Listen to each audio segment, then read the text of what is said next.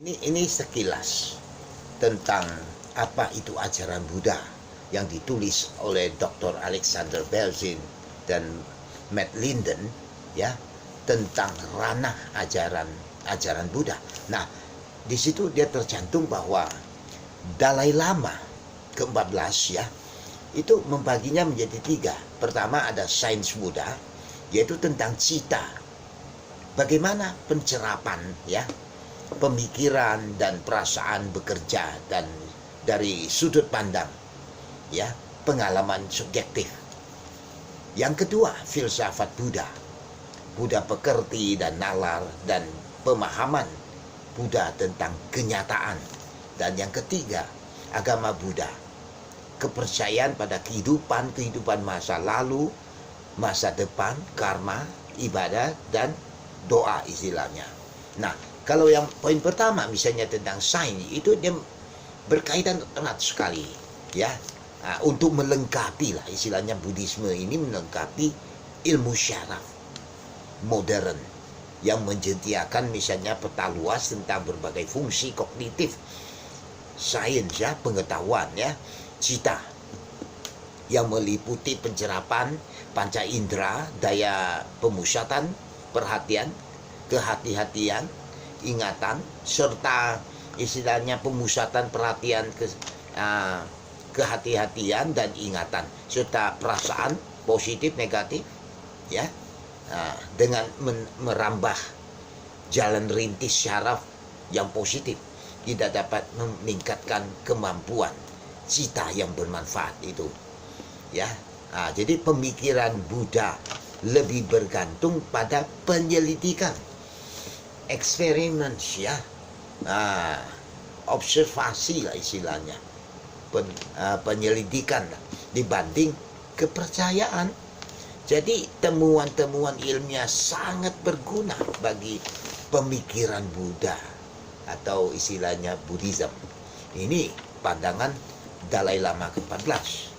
Pada tingkat ragawi misalnya, ya, sains Buddha juga cakup tata medis mutakhir, ya, yang memusat pengobatan untuk berbagai penyakit.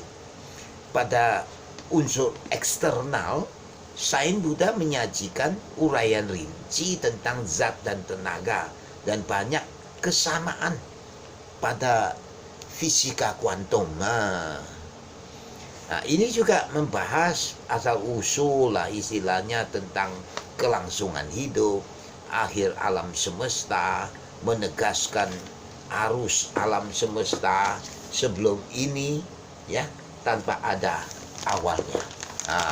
Terus ada lagi misal yang dikit lagi tentang filsafat Buddha misalnya, ya, ini urusannya tentang persoalan yang bergantungan kenisbian sebab akibat.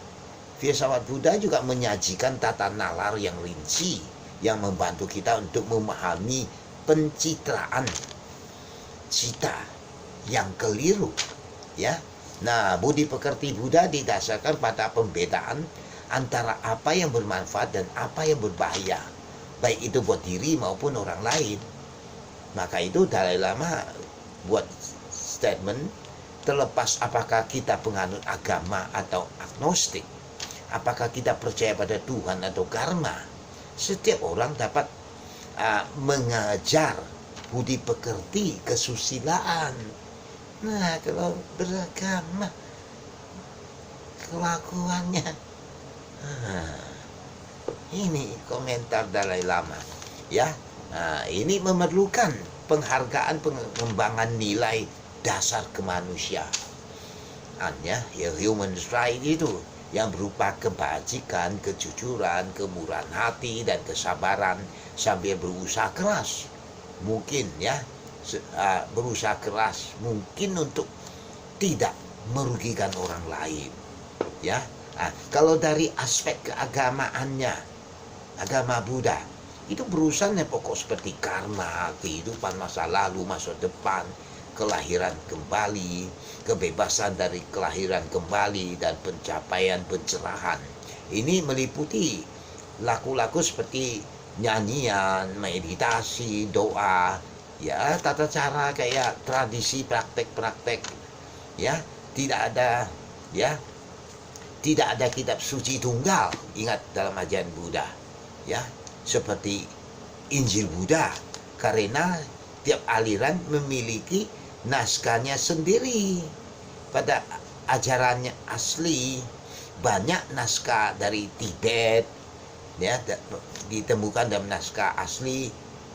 Loh, di situs-situs kan banyak. Orang-orang bisa berdoa kapanpun, dimanapun, meskipun banyak yang memiliki untuk melakukannya di candi-candi atau di depan kuil-kuil, ya, atau di rumah mereka.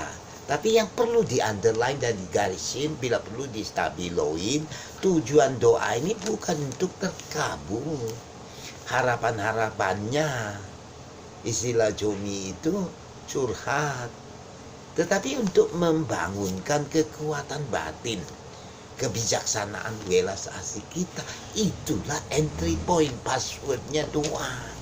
Bukan minta Lamborghini, apartemen, garis miring, kondominium, ditambah lagi pacar baru. Oke, thank you.